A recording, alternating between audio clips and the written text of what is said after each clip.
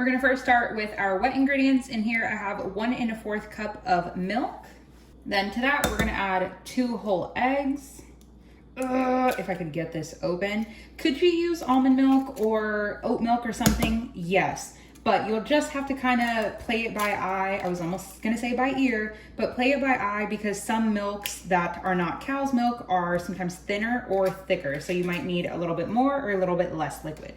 And that's literally it for our wet mix. Then we can work on our dry mix. I'm gonna add 2 cups of just some all-purpose flour.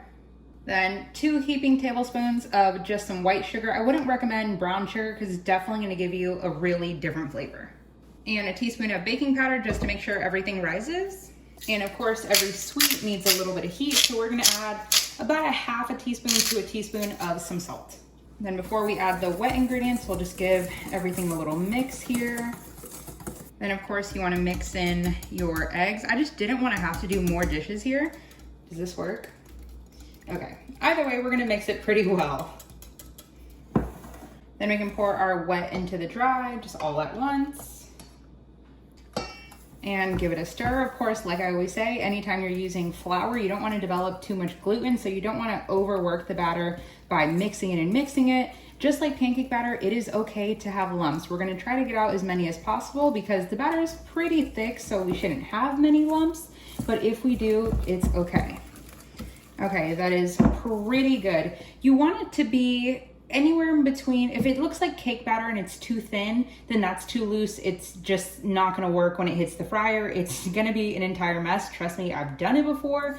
But this is perfect where it's kind of like a thicker cake batter, almost even like a muffin mix-ish. Thick is what we're looking for, where it takes a couple of seconds for it to make its way around the bowl. Perfect. So now, when it comes down to making funnel cake, you're looking for that swirl, you're looking for like that nice, what do you call it, like a haystack pattern? That's what you're looking for. This is by Martha Stewart. I don't really know exactly what it's called, but this I use for cupcakes. I don't use it all the time, but I really should because I have it and it's great because it has the little measurements. Anyway, you can absolutely use a Ziploc bag, zip it closed, hold it upside down, then cut the tip off and swirl it around. Just when you place it down, just don't lay it down because then everything will spill. But that is the same exact thing. That's basically what I have here. But now comes the part of trying to fill it. You know why I think I don't use it as often? Because having to fill this, it's not hard, but it's definitely not easy. Okay, I'm gonna attempt to pour all of this batter in here and then we'll come back. Okay, so now we have our batter in here. It actually all surprisingly fit, so I'm super excited about that. The first time I tried it, I used a Ziploc bag because I forgot I had this. This is what happens when you have so many cooking tools and you forget. But I'm letting it, I kept the lid on while I put it on, so obviously it doesn't spew out. Sorry, my hands are wet, just wash my hands. But I wanted to make sure it didn't spew out. And then when you go to tighten the lid, if you guys have one of these, just know it creates like a tiny little bit of pressure. Sometimes you'll have it kind of spew out. So, you know, just a heads up. Then I have some of these Crisco butter sticks that I'm gonna use to fry because 1, I need to use them up, and 2, this is extra flavor because they're butter flavored. But I'm just gonna heat it up in my pan, whether you have vegetable oil, canola oil, what are some other types of oil? Anything with a high temperature you can use. So if it says great for frying, then it's great for this. Even avocado oil, but in my opinion, avocado oil is very expensive to fry in.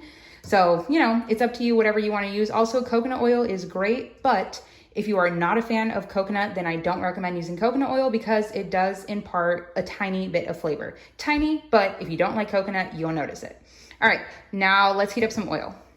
Okay, and also the amount of oil is gonna depend on how big, or how wide I should say, your pan is. I like to use something bigger than the size of the funnel cake I'm gonna do. This is a 10-inch pan. So, and it's about like 3 inches deep, maybe 2.5 inches deep. I just want something where 1, it's not gonna bubble over. And of course we are not going to fill this to the brim. I'll show you guys, but there is no measurement for this oil. You just wanna be able to fry in it. And while we're waiting for our oil to heat up, I'm gonna make a strawberry sauce because whenever I go to the fair, I love, even though I have to pay like an extra couple of dollars for it, I love getting a big old scoop of whipped cream and strawberry sauce on top of it. So I'm gonna make my own, but this is, I mean, it's funnel cake, so it's definitely not healthy because it's fried. But I'm gonna make this just like I made my buttermilk banana pancakes where I made a strawberry sauce. This is the exact same. Like I said, could you add sugar to this? You absolutely could, of course, towards the end, but I'm just not, because I love the tartness with the sweetness from the funnel cake. It just works. So I know you guys cannot see because my kitchen sucks with the lighting, but we're gonna bring the strawberries up to a boil. And I know you're thinking a boil, there's no liquid in it, because we're gonna add some water. So yes, this is in a measuring cup, but it really just depends on how many strawberries you have. Let's see, can I get a better angle?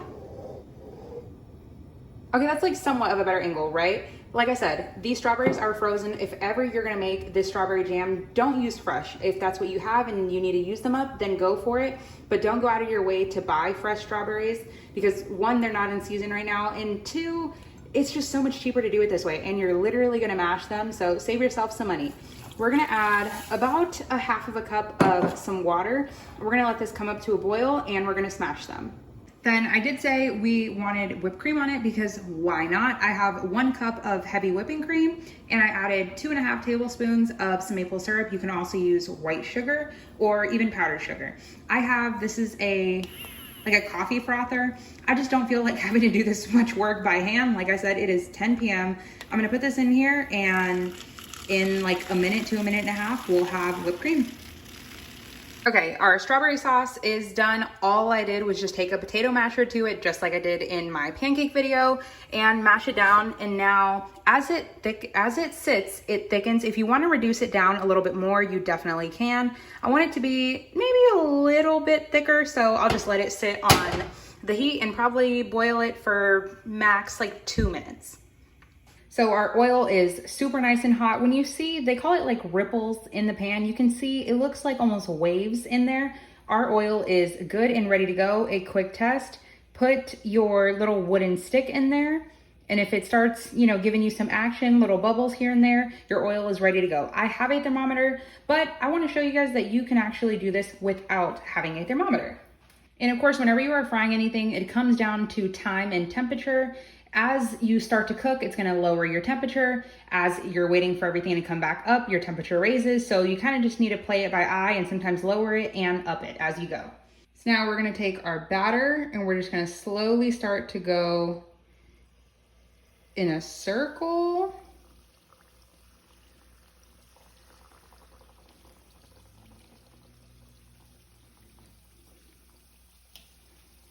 We're gonna take our little wooden skewer, make sure nothing is getting stuck. I definitely could have added a bit more oil, because as you see, it got attached to the bottom of the pan just a little bit, but good things are happening. Now we're gonna give it about 60 seconds on each side, or at least for the first side, and then we'll come back. Okay, we're getting pretty good. Now I just wanna give it a little flip, make sure, oh, look at how beautiful she is. I'm so proud. Okay. Ooh, we're doing so good. Okay, this is coming out so much better the second time. I'm so excited for this. Okay, so I want to give you guys the best angle possible, but of course we have to work semi-quickly here. I'm going to take out our funnel cake. We're going to let the excess oil drip. Then I'm going to put it onto our plate. Then that's when you want to top with powdered sugar while it's still hot so that it adheres to it.